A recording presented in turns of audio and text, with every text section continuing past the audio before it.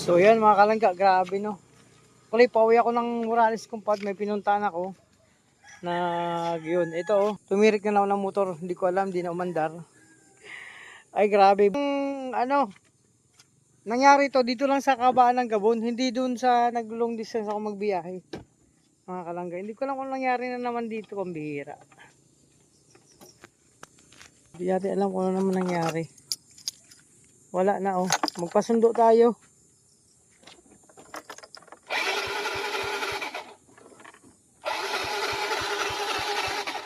Ayan oh.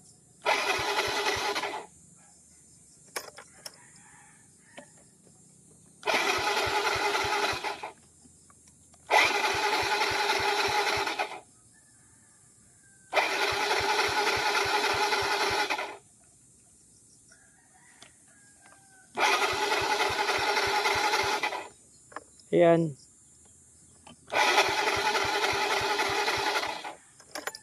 So yun mga kalangga, grabe. Natatawa na lang ako. Ang sarap ng takbo ko, biglang tumirik. Ay, umanda, di ko lang kung nangyari. Ay, grabe, kailangan na talagang ano to. Baka pambelt to ano. Kaso kakapalit na ng pambelt nito eh.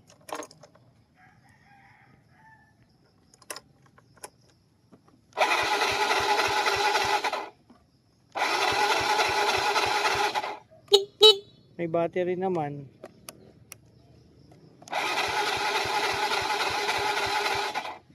Maghingi tayo ng backup. Nung kailan pa din rin magpahatak tayo. Patsika palit natin to sa shop. So yun mga kalangga, actually nag-chat na ako kay Paderine at nakunta ko na siya. So magpahatak tayo. Nagpahatak tayo ng motor. So naano ako. So sinuswerte pa rin tayo mga kalangga kasi yun nga.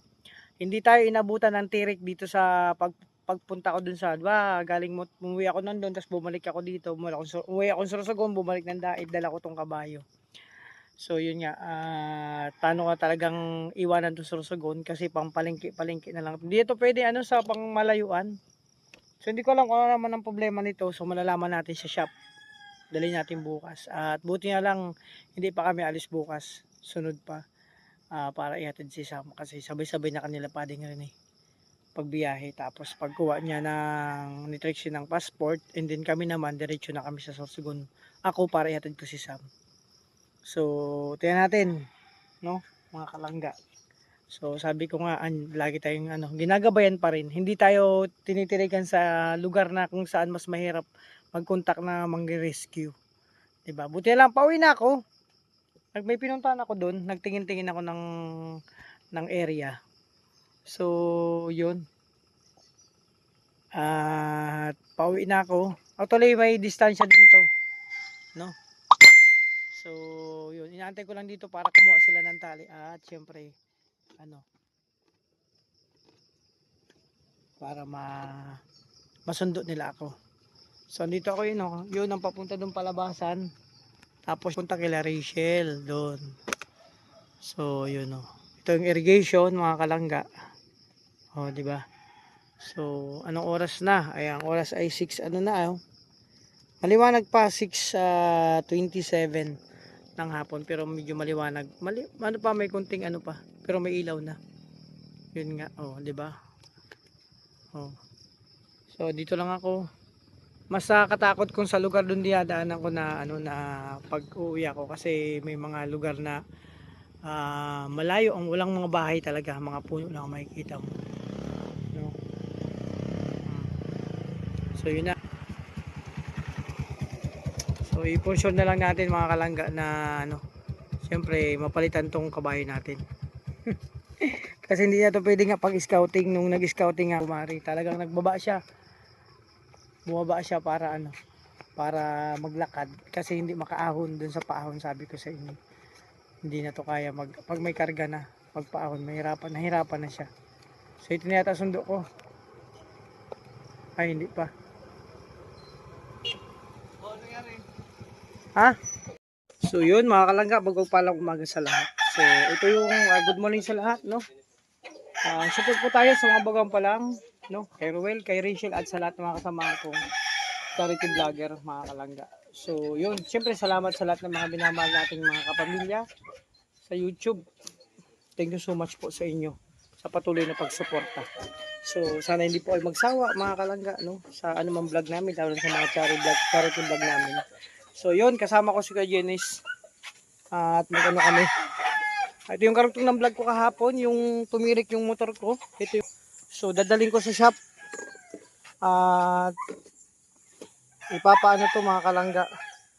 Ang tawag nito, ipapa-check up natin kung anong problema na naman ito.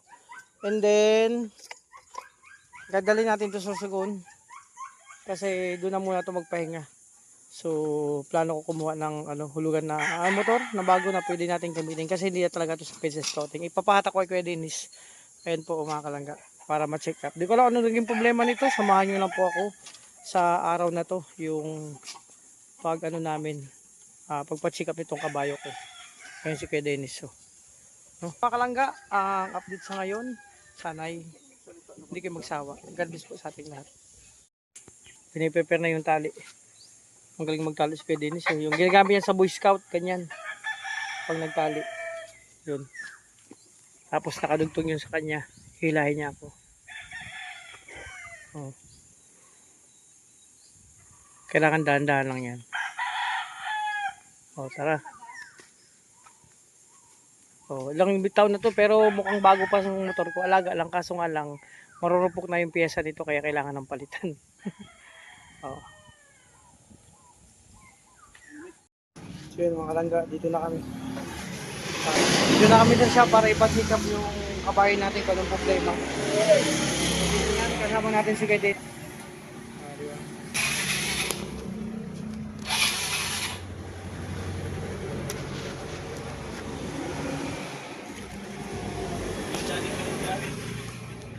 Diba?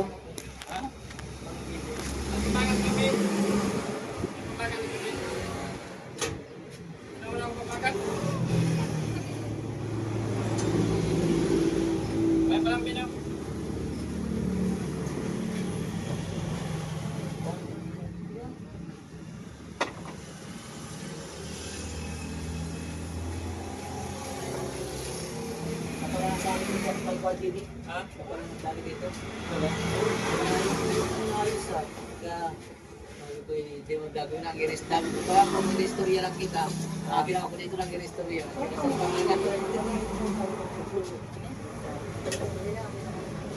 Sobrang pinsan, sila lang bibigas nila mo na lang.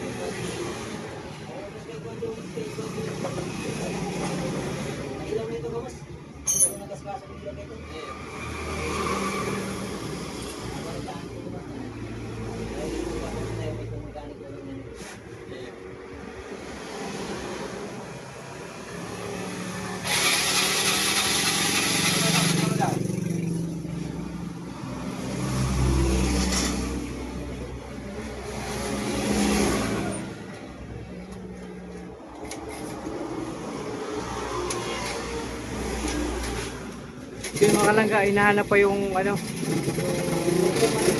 problema. Hindi pa makita kung anong problema.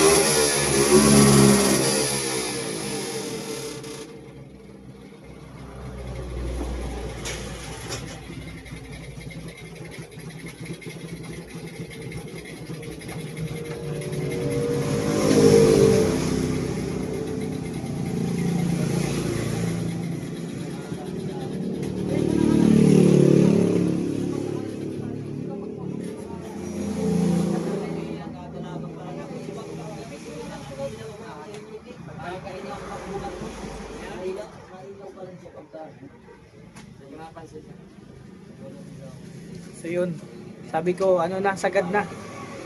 Pagbalik ko sa Sorsogon, di ko dadalhin to. At palitan ko kasi ano na to, ang tawag nito, hindi na pwede sa malayo ang mga biyahe. Lalo na pa nag-scouting. Eh, kung matiriga ka sa bundok, kawawa na. Walang rescue, diba? Walang signal.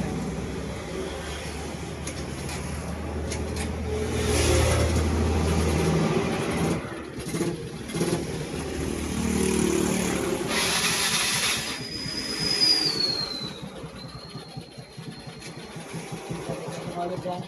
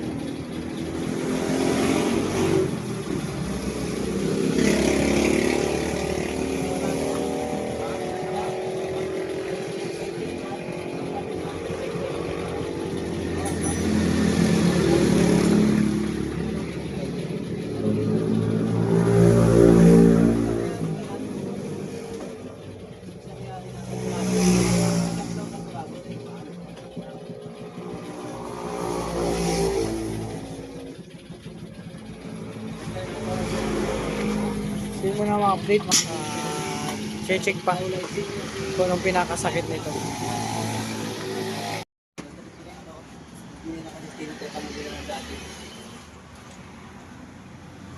Hindi ka nag-shooting ngayon? Pati ako, kaya lang ay si Miani Bin nila sa eskwela, di ba kanya ako pagtuto. Sa bigla na lang pala tayo. Ayos pala kuryente? Dito yung carburetor ng mga kalangga. Labas yung bituka. Unang labas na model eh. Tagal na to. Pangalawang version. Sulti to, sulti.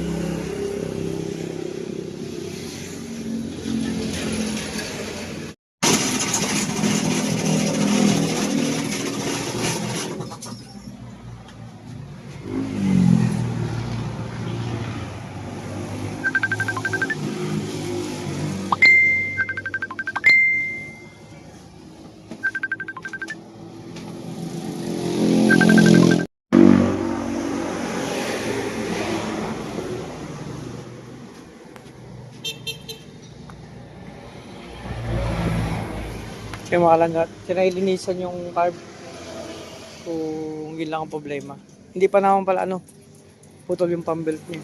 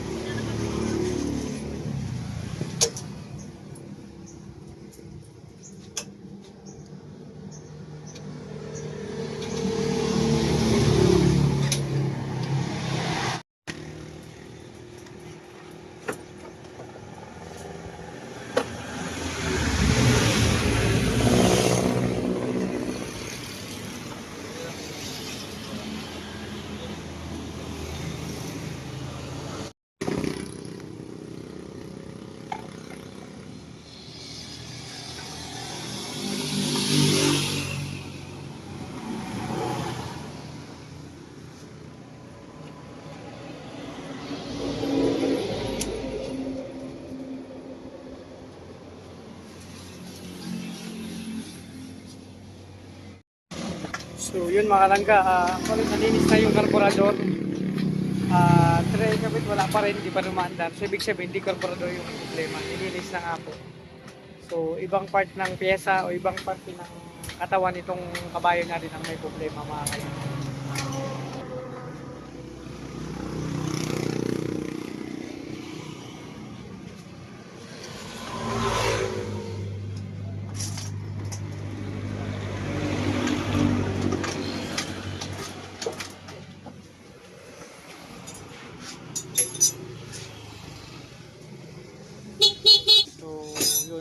I-check up pa kung anong problema talaga. So, ibig sabihin marami ng problema to. Ang lalagatin, mapaayos ang Oh, may kamalinis ng kayo. so yun mga kalangga, balikan na lang namin yung kabayo kasi bubungkalin yung makina sa unahan. So, titignan. So, kain muna tayo, siyamang kami. Ayun. So yun mga kalangga.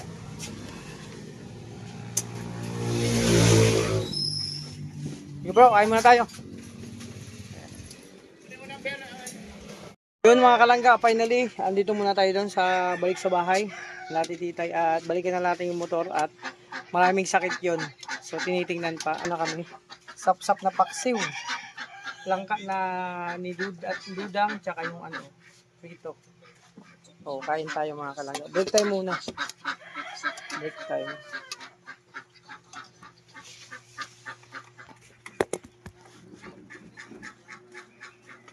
Kalimutan ko yung paksiw ko niya. Ay, yung paksiw. Masarap nga yung kamayan.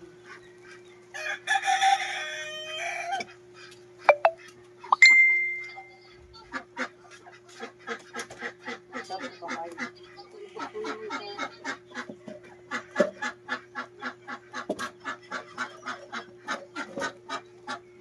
Tapos may langka.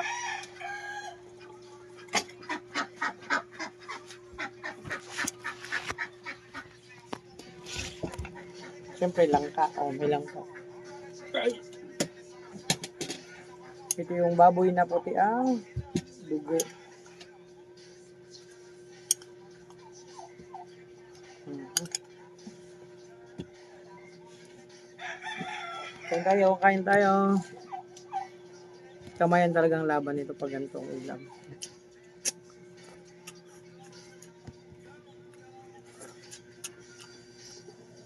Gano'n? Anong school doon? Parang may school doon na malaki ah. Kulog luwa yun. Oh, Mga polis. mga pulis, mga criminology. Hmm. Saan? Saan? Pulis din. So yun mga kalangga, binalikan namin ni Pat yung motor. Ito pala, tiyan mo, labas yung kaluluwa. Labas. Oh. Talagang ano,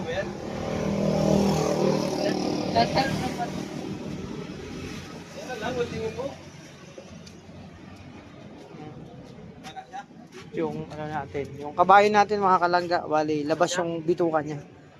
Kitang-kita. So hindi pa tapos, actually ang oras ay alas 4 na.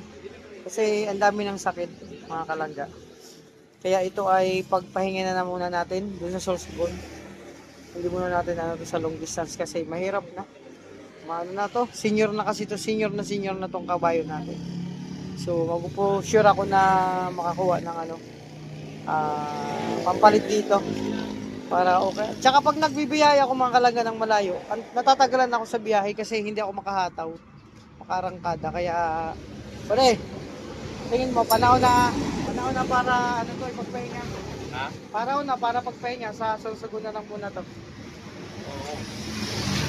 Kasi yun, mahirap ang ano.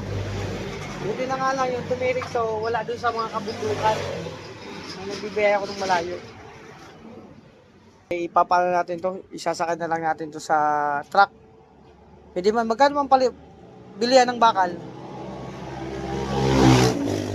Ayan mga kalangga, oh. Ayun muna ang update sa ngayon, inaayos pa tong kabayo natin.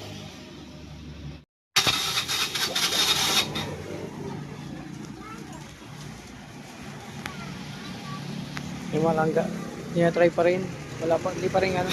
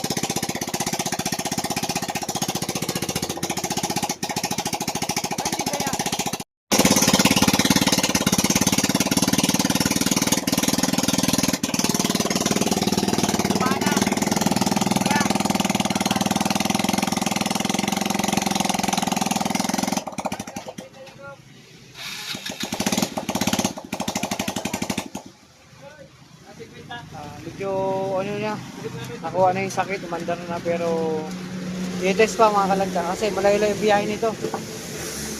Kailangan kondisyon.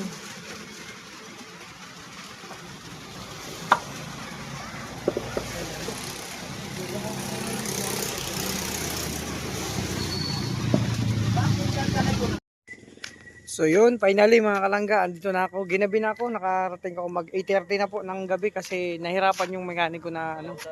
Maraming ano, inulan na kami, ano na. Ha? Alauna na. Na ano, maraming ano sakit. So yun, kahit pa paano okay na naman ang motor na kabayo natin. So yun, grabe. Maraming ginalaw na mga parts ng body niya, mga bituka, yung puso niya, yung atay niya. So yan, ginabi na. So yun, abangan nyo bukas yung lakad namin. Siyempre, magpapasalamat ako sa lahat ng mga minamahal nating supporters, viewers, sponsor, marathoners, anonymous. Thank you so much. Andito tayo kay Ate Titay. Ayan, tatambay sila pa din rin dyan. No? Tapos ano naman sila, padirisan dun sa loob. Di na ako nakapunta dun sa compound nila. Kasi pagod na rin ako. Grabe natin, no. Oh, nakakalangka. Again, maraming salamat. Ingat po kayo. God bless sa ating lahat. So yan mga kalangga, actually ang oras ay ano na, mag-alauna na. So natirig, umandar. Tapos pinaandar ko, umusok yung motor. Hindi ko alam, buti may malapit na shop dyan. No? Sabi, dyan, no? So nasa Sorsogon City. Pero isang oras mapuntang Bulan. So patingnan natin. Kasi yun nga. Ha? Oh, galing kaming Kuya Dait. Baka di ko alam, may usok eh. Pero pa-check natin. I-check ko na lang yan.